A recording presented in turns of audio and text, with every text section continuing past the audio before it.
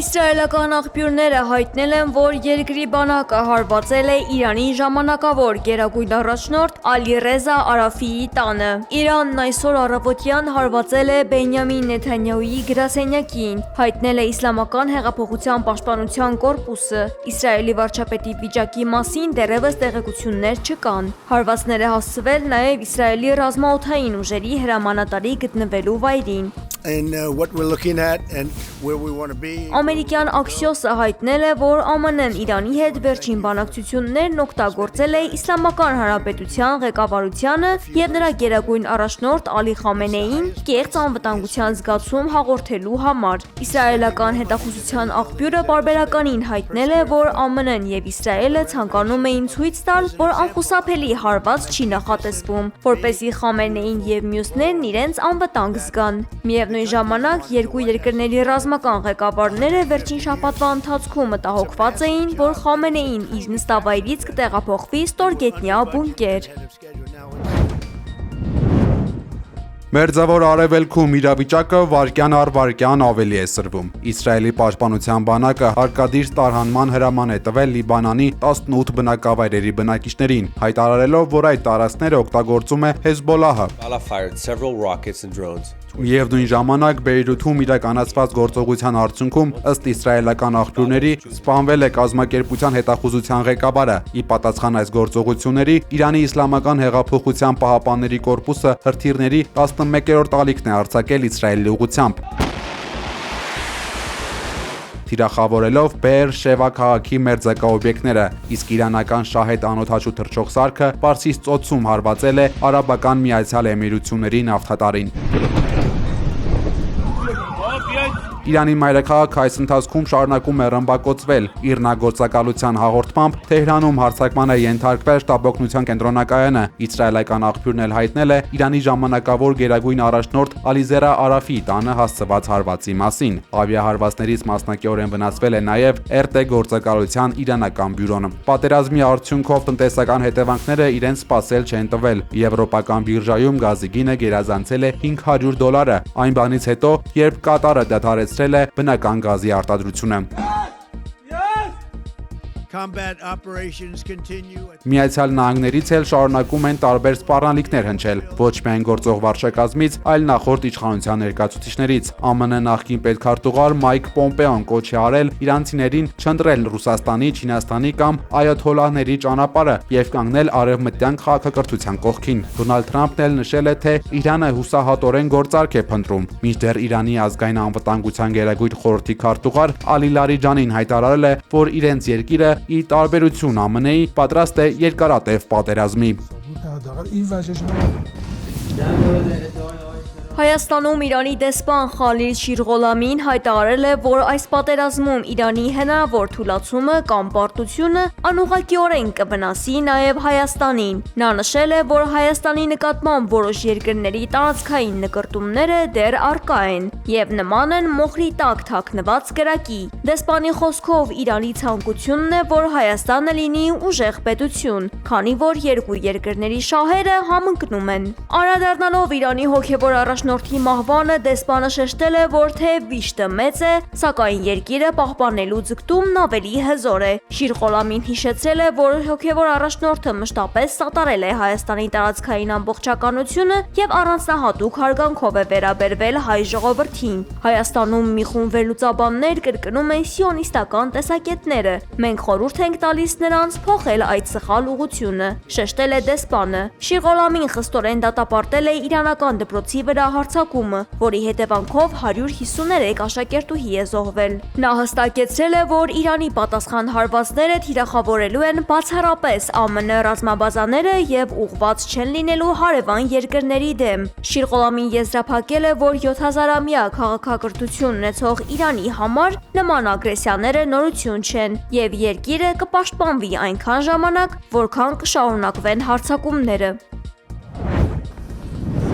Հայաստանի վարչապետ Նիկոլ Փաշինյանը ցավակցական հեռագիր է հղել Իրանի Իսլամական Հանրապետության նախագահ Մազուդ Փեզեշքյանին Իրանի ղեկավարության եւ քաղաքացիների շրջանում գրանցված զոհերի կապակցությամբ։ Ստեղծված իրավիճակի ֆոնին հեռախոսազրույց են ունեցել նաեւ Հայաստանի եւ Իրանի արտաքին գործերի նախարարներ Արարատ Միրզոյանն ու Աբբաս Արաղչին։ Զրույցի ընթացքում Իրանի արտգործնախարարը հայտնել է, որ երկիրը գտնվում է լայնածավալ պատերազմի մեջ եւ մտադիր է վրեժխնդիր լինել նահատակված առաջնորդի արյան համար։ Արարատ Միրզոյանը իր հերթին ցավակցություն է հայտնել ու վերահաստատել Հայաստանի պատրաստակամությունը տրամադրելու ցանկացած անհրաժեշտ մարդասիրական օգնություն, միաժամանակ հույս հայտնելով, որ սրված իրավիճակը հնարավոր կլինի հանգուցալուծել բացառապես դիվանագիտական ճանապարհով։ Մերձավոր Արևելքում ծայրաստիճան լարված իրավիճակով պայմանավորված Հայաստանի Հանրապետության Սփյուռքի գործերի գլխավոր հանձնակատարի գրասենյակի թեժգիծն արդեն ստացել է շուրջ 2 տասնյակ զանգ տարածաշրջանում բնակվող հայրենակիցներից։ Գրասենյակի մամուլի քարտուղար Նելի Ղուլյանի փոխանցմամբ այս պահի դրությամբ հայերի շրջանում կորուստների վերաբերյալ տեղեկատվություն չկա, սակայն քաղաքացիների շրջանում անհանգստությունը մեծ է։ Հիմնականում զանգահարել են Միացյալ Արաբական Էմիրություններում գտնվող մեր հայրենակիցները, որոնց դիմումների մեծ մասը վերաբերել է ավիաչվերթների խափանումներին եւ հայրենիք վերադառնալու հնարավորություններին։ Գրասենյակ ստացված հարցումները փաստում են, որ ուսման կամ աշխատանքի նպատակով Մերձավոր Արևելքում գտնվող Հայաստանի Հանրապետության բազմաթիվ քաղաքացիներ ցանկություն ունեն շտապ վերադառնալ Հայաստան, սակայն բախվում են տրանսպորտային լուրջ խնդիրների։ Օդանավակայանի չվացուցակից երևում է, որ տարածաշրջանում ռազմական գործողությունների սրման հետևանքով արդեն իսկ չեղարկվել են մի շարք առանցքային չվերթներ Երևանից դեպի Դուբայ, Շարժա, Աբու Դաբի եւ Թեհրան, ինչպես նաև հակառակ ուղղությամբ։ Բացի այդ դադարեցվել են նաև Թել Ավիվ-Երևան չվերթները, ամբողջությամբ խաթարելով օդային հաղորդակցությունը հակամարտության գոտում գտնվող երկրների հետ։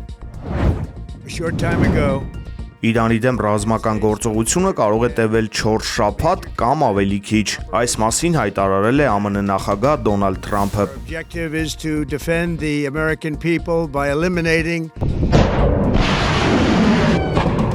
Երկրի զինված ուժերի կենտրոնական հրամանատարությունն էլ հայտարարել է, որ Իրանի հեղափոխական պահապանների կորպուսն այլևս շտաբ չունի։ Հայտնում են, որ կիրառել են հատուկ հնարավորություններ, որոնց մասին չեն կարող պատմել։ Սրան զուգահեռ Պարսից ծոցի երկրները սպառնացել են պատասխան տալ Իրանին, միանալով ԱՄՆ-ի եւ Իսրայելի հարվածներին։ Մեծ Բրիտանիան էլ հավանություն է տվել ԱՄՆ-ի խնդրանքին օգտվել իր ռազմական բազաներից Իրանում հրթիռների պահեստներին հարվածներ հասցնելու համար։ Երկրի վարչապետ Քեյր Սթարմերը սակայն հայտնել է, որ նրանք չեն միանա հարվածներին։ Աշխարհաքաղաքական ցնցումների կիզակետում հայտնված Թեհրանում սև դրոշ են բարձրացրել։ Իրանի մայրաքաղաքի կենտրոնական հրապարակներում հարյուրավոր քաղաքացիներ հավաքվել են հարգանքի տուրք մատուցելու Իրանի գերագույն առաջնորդ Այաթոլլա Ալի Խամենեյիի հիշատակին։ Համացանցում տարածված տեսանյութերում երևում է, թե ինչպես են մարդիկ կուրծք ծեծելով վանկարկում «Կորչի Իսրայելը»։ Իրանական դրոշների ու «Իմ նահատակ առաջնորդ, քո ուղին կշարունակվի» գրությամբ պաստառները պարզած ցուցարարները երթվում են չներել տեղի ունեցածը։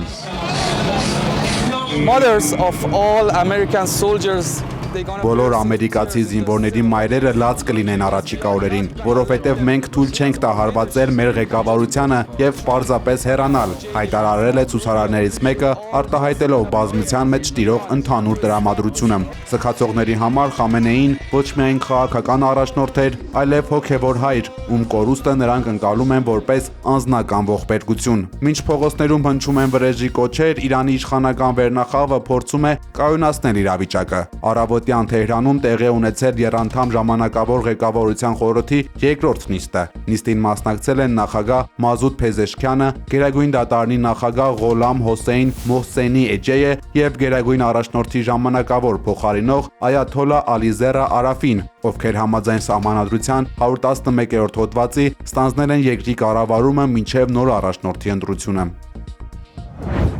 It is definitely Իրանի գահնկեց վերջին շահի որդին Ռեզա Փահլավին անդրադառնալով Իրանի շուրջ ստեղծված իրավիճակին շեշտել է, թե Իսրայելի հետ ռազմավարական գործընկերությունն ունի կենսական նշանակություն տարածաշրջանի համար։ Նա բարձր է գնահատել ԱՄՆ նախագահ Դոնալդ Թրամփի դերը, նշելով, թե նա Իրանի պատմության մեջ կմնա որպես ամենահարգված օտարերկրյա առաջնորդներից մեկը։ Իր քաղաքական հավակնությունների մասին խոսելիս Փահլավին պարզաբանել է, որ չի ձգտում դառնալ ապագա թագավոր կամ նախագահ, այլ իրեն տեսնում է որպես անցումային շրջանի առաջնորդ, ում իր խոսքով Իրանի ժողովուրդը վստահում է երկիրը նոր փուլ տեղափոխելու համար։ ԱՄՆ սենատոր Գրեմը հայտնել է, որ թեև Փահլավին ունի անցումային շրջանի որոշակի ծրագրեր, սակայն միայն իրանցի ժողովուրդը պետք է որոշի։ Նա համապատասխանում է, թե ոչ։ Գրեմը նշել է, որ նոր Իրան ստեղծելու գործը պետք է լինի հենց իրանցիների ձեռքերում, այլ ոչ թե Ամերիկայի։ Ըստ սենատորի, եթե ԱՄՆ-ն չեզոքացնում է իրեն սպառնացող վտանգը, դա դեռ չի նշանակում, որ նա պարտավոր է պատասխանատվություն ստանձնել այն ամենի համար, ինչ տեղի կունենա երկրում դրանից հետո։ Reuters պարբերականի հարցման համաձայն ամերիկացիների ընդամենը 27%-ն է պաշտպանում Իրանի վրա ԱՄՆ հարձակումը։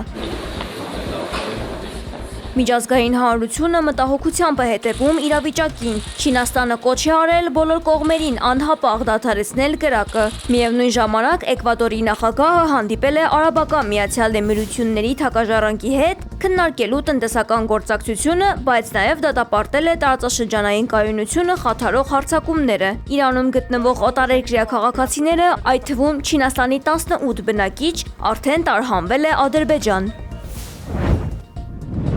Ռուսաստանի Դաշնության զինված ուժերը գերան տեսակի անօդաչու թռչող սարքերով հարվածել են Սումիի մարզում գտնվող Ուկրաինայի զինված ուժերի անօդաչուների պահեստին։ Գերատեսչությունը հայտնել է, որ իրականացված գործողության արդյունքում թիրախը խոցվել է։ Հարվածների հետևանքով պահեստավորված ռազմական տեխնիկան ոչնչացվել է։ Ուկրաինայի նախագահ Վլադիմիր Զելենսկին հայտարարել է, որ իրենք պատերազմական պայմաններում հաղթահարել են 4 տարվա ամենածանր ձմեռը։ Бажаю здоров'я, шановні українці. Сьогодні день, коли кожен Զելենսկու խոսքով Ուկրաինան չի կոտրվել։ Նա հայտնել է, որ Սումիում այս շաբաթ 1000-ից ավելի հարվածներ են եղել։